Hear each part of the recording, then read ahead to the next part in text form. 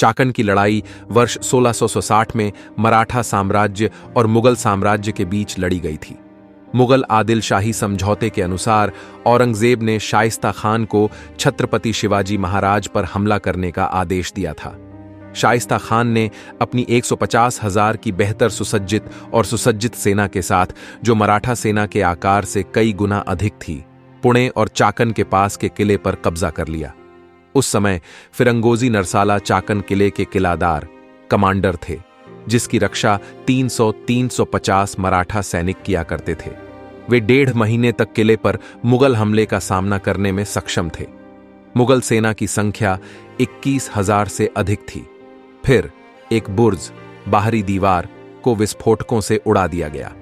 इससे किले में एक रास्ता बन गया। आखिरकार किला फिरंगजी के कब्जे में आ गया, जिसे बाद में शाइस्ता खान के सामने लाया गया, जिसने उसकी बहादुरी की सराहना करते हुए उसे मुगल सेना में शामिल होने की शर्त पर जहांगीर सैन्य कमीशन की पेशकश की, जिसे फिरंगजी ने अस्वीकार कर दिया।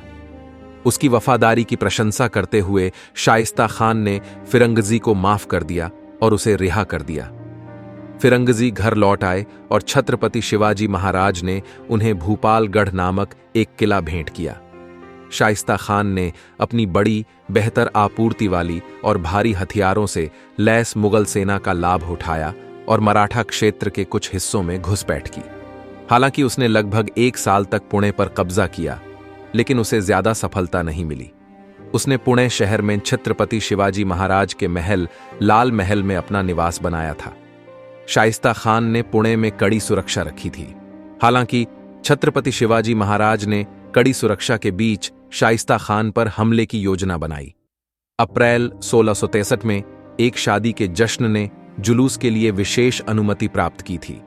छत्रपति शिवाजी महाराज ने शादी के जश्न को कवर के रूप में इस्तेमाल करके हमले की योजना बनाई। मराठों ने खुद को दूल्हे के जुलूस के रूप में प्रच्छन्न किया और पुणे में प्रवेश किया। छत्रपति शिवाजी महाराज ने अपने युवावस्था का अधिकांश समय पुणे में बिताया था, इसलिए वे शहर और लाल महल के अपने महल से अच्छी तरह वाकिफ थे।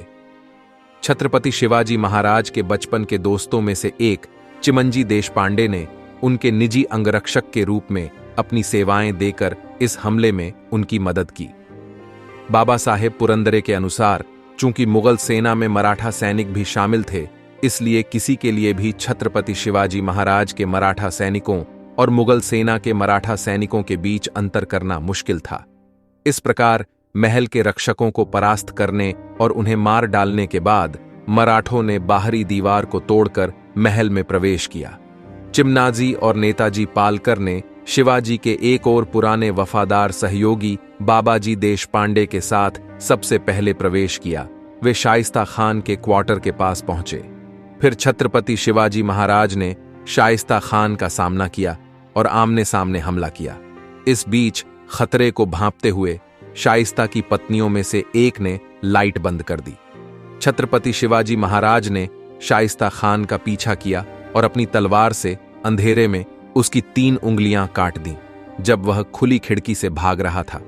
शाइस्ता खान बाल बाल बच गया और इस हमले में उसने अपने बेटे और अपने कई रक्षकों और सैनिकों को खो दिया।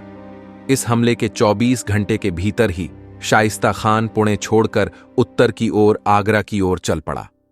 क्रोधित औरंगजेब ने उसे पुणे में अपनी शर्मनाक हार से मुगलों को शर्मिंदा करने की सजा के तौर पर दूर बंगाल में स्थानांतरित कर दिया।